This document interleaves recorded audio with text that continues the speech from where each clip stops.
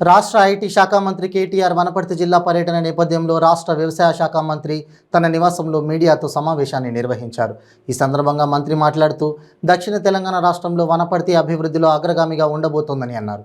రాష్ట్ర ఐటీ శాఖ మంత్రి కేటీఆర్ సంకిరెడ్డిపల్లె వద్ద ఏర్పాటు కాబోతున్న ఆయిల్ ఫామ్ ఫ్యాక్టరీకి నాగవరం శివారులో 10 కోట్ల రూపాయలతో నిర్మితమవుతున్న ఐటీ టవర్ను, 73 కోట్ల రూపాయలతో ఏర్పడుతున్న బైపాస్ రోడ్ నిర్మాణానికి, వనపర్తి నుండి పెబ్బేరుకు 2 లైన్ల రహదారి నిర్మాణానికి, 23 కోట్ల రూపాయలతో పాలిటెక్నిక్ కళాశాల హాస్టల్ భవనాల నిర్మాణం మరియు కళాశాల భవన పునరుద్ధరణ కార్యక్రమానికి శంకుస్థాపనలు చేస్తారని తెలిపారు.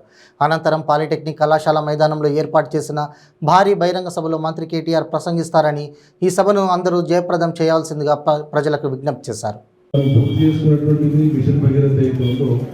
అది అత్యంత ప్రతిష్టాత్మకమైంది. అది వరకు మనకు ఉండేటువంటి మంచినీటి వసతికి తోడుగా 50 ఏళ్ళైనా మన జిల్లాకు మంచినీటి సమస్య రాకుండా ఒక శాశ్వత ప్రాతిపదికన ముందు చూపుతో పూర్తి చేసినటువంటి పని. చాలా భారీ నిర్మాణం ఇది.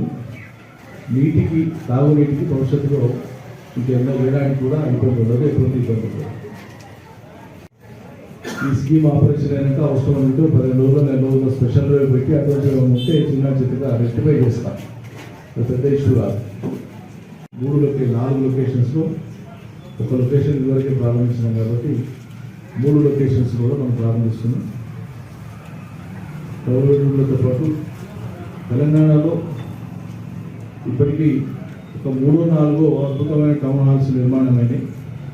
జిల్లా కేంద్రాలలో ప్రస్తుత భవిష్యత్ తరాల ప్రజల సాహితీ, కళా, సాంస్కృతిక సమ్మేళనాల కోసం, సభల కోసం, ప్రభుత్వ కార్యక్రమాల కోసం, విద్యావంతుల, అదేవిధంగా వివిధ వర్గాలకు సంబంధించినటువంటి చైతన్య కార్యక్రమాల కోసం ఉద్దేశించినటువంటి టౌన్ హాళ్ళు. దానికి మన తొలి శాసనసభ్యులు సురవరం ప్రతాప్ రెడ్డి గారి పేరున నామకరణం చేసుకున్నాం.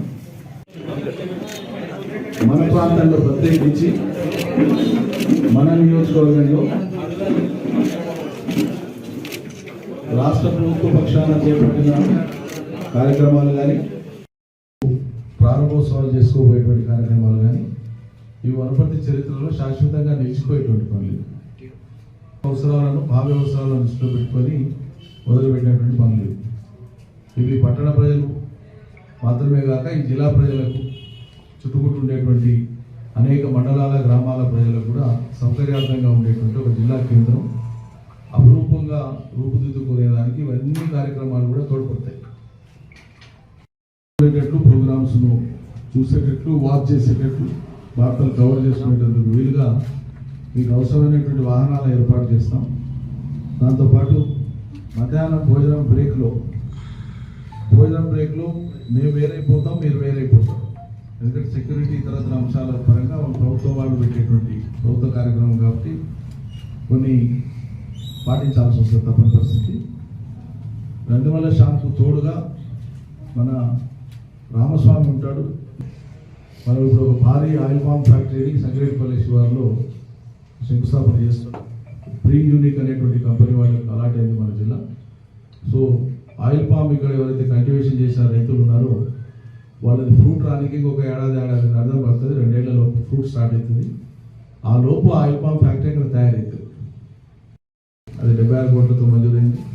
అదేవిధంగా 48 కోట్లతో మంజూరైనటువంటి డబుల్ రోడ్డు మనకి ఇప్పుడు 9 కిలోమీటర్ల రోడ్ పూర్తి అయిపోయింది.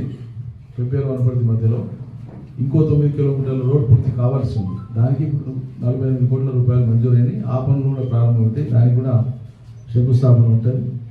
ఇట్లా అనేక రకాల కార్యక్రమాలు ఉన్నాయి. అన్నిటికి మించి అది ఎన్నాళ్ళో కాలంలో ప్రజలది 120 సంవత్సరాలు 125 సంవత్సరాల క్రితం కట్టిండవచ్చు వనపర్తి సంస్థానం చూసిన రాజభవనం. అది గత 65 సంవత్సరాలుగా ఒక విద్యా సంస్థ నడుస్తున్నదో మనందరికీ తెలుసు, పాలిటెక్నిక్. అది ప్రభుత్వపరమైంది. ఆనాడు వాడు దాన్ని ప్రభుత్వానికి గిఫ్ట్ ఇచ్చినారు. అయితే అప్పటి నుంచి ఇప్పటిదాకా దానికి మెయింటెనెన్స్ లేక శిథిలావస్థకు చేరుకున్నారు. అదేవిధంగా దానికి ఉండేటువంటి అనుబంధంగా ఉండేటువంటి 3 హాస్టల్స్ అన్ని కూడా శిథిలమైపోయి వాడట్లేదు. సో ఆ శిథిలమైన హాస్టల్స్ను రిపేర్ చేయడం ఒక భాగం. శిథిలావస్థకు చేరినటువంటి రాజప్రసాదాన్ని దురస్తు చేసి పునరుద్ధరించి దానికి మళ్ళీ పూర్వవైభవం కల్పించాలని చెప్పి ముఖ్యమంత్రి గారి ముందు పెడితే, దాంతోపాటు పాలిటెక్నిక్ హాస్టల్స్ మళ్ళీ 2 కొత్తవి కట్టాలంటే హాస్టల్స్ ప్లస్ భవన పునరుద్ధరణ కోసం 23 కోట్ల రూపాయలు మంజూరు చేయడం జరిగింది ప్రత్యేక ఫండ్